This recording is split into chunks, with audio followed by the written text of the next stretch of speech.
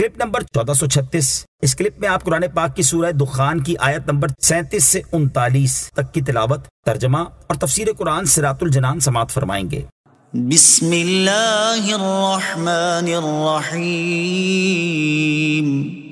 ترجمہ: اللہ کے نام سے شروع جو نہایت مہربان رحمت والا ہے۔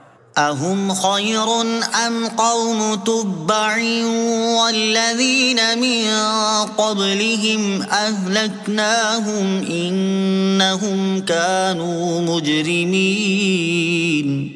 ترجمہ: کیا وہ بہتر ہیں یا تبع نامی بادشاہ کی قوم اور ان سے پہلے والے لوگ؟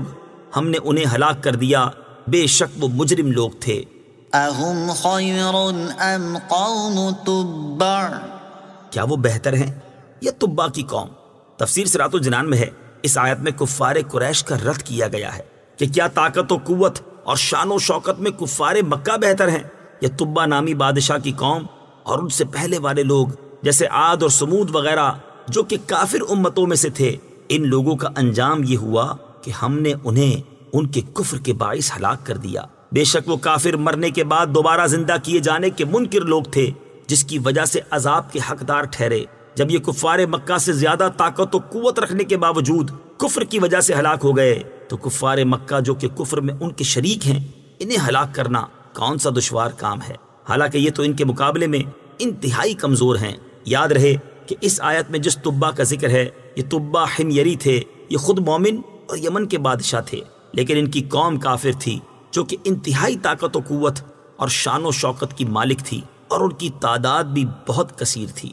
حضرت سہل بن سعد رضی اللہ تعالیٰ عنہ سے روایت ہے، تاجدار رسالت صلی اللہ تعالیٰ علیہ وآلہ وسلم نے ارشاد فرمایا، تبع کو برا بھلا نہ کہو کیونکہ وہ اسلام قبول کر چکے تھے۔ اسی تبع نے مدینہ منورہ بسایا۔ اس تبع نے حضور پر نور صلی اللہ تعالیٰ علیہ وسلم کو غائبانہ خط لکھ کر لوگوں کو سپرد کیا تھا کہ جب حضور اکرم صلی اللہ تعالیٰ علیہ وآلہ وسلم جلوہ گر ہوں تو میرا یہ خط پیش کر دیا جائے۔ چنانچہ حضرت ابو ایوب انصاری رضی اللہ تعالیٰ عنہ کے مکان میں جب نبی پاک علیہ الصلوۃ والسلام تشریف فرما ہوئے تو حضرت ابو یعلا رضی اللہ تعالیٰ عنہ نے وہ خط پیش کیا۔ وما خلقنا السماوات والأرض وما بينهما لاعبين۔ ترجمہ: اور ہم نے آسمان اور زمین اور جو کچھ ان کے درمیان ہے سب کو کھیل کے طور پر نہیں بنایا۔ وما خلقنا السماوات والأرض وما بينهما لاعبين۔ اور ہم نے آسمان اور زمین اور جو کچھ ان کے درمیان ہے سب کو کھیل کے طور پر نہیں بنایا۔ تفسیر صراط الجنان میں ہے، ارشاد فرمایا کہ ہم نے آسمان اور زمین اور جو کچھ ان کے درمیان ہے سب کو ایسے ہی کھیل کے طور پر بے مقصد نہیں بنایا، کیونکہ اگر مرنے کے بعد اٹھنا اور حساب و ثواب نہ ہو تو مخلوق کی پیدائش محض فنا کے لیے ہوگی، اور یہ عبث و لعب ہے۔ تو اس دلیل سے ثابت ہوا کہ اس دنیاوی زندگی کے بعد اخروی زندگی ضرور ہے جس میں اعمال کا حساب ہوگا اور ان کی جزا ملے گی۔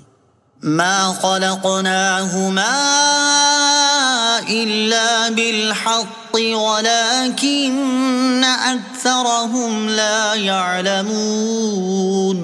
ترجمہ: ہم نے انہیں حق کے ساتھ ہی بنایا لیکن ان میں سے اکثر لوگ جانتے نہیں۔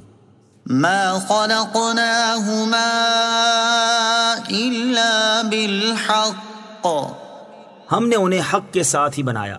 تفسیر صراط الجنان میں ہے، ارشاد فرمایا کہ ہم نے آسمان اور زمین اور جو کچھ ان کے درمیان ہے سب کو حق کے ساتھ ہی بنایا تاکہ لوگوں کو فرما برداری کرنے پر ثواب دیں اور نافرمانی کرنے پر عذاب کریں، لیکن کفار مکہ میں سے اکثر لوگ غفلت اور غور و فکر نہ کرنے کے باعث جانتے نہیں کہ آسمان و زمین پیدا کرنے کی حکمت یہ ہے، اور حکیم کا کوئی فعل بیکار نہیں۔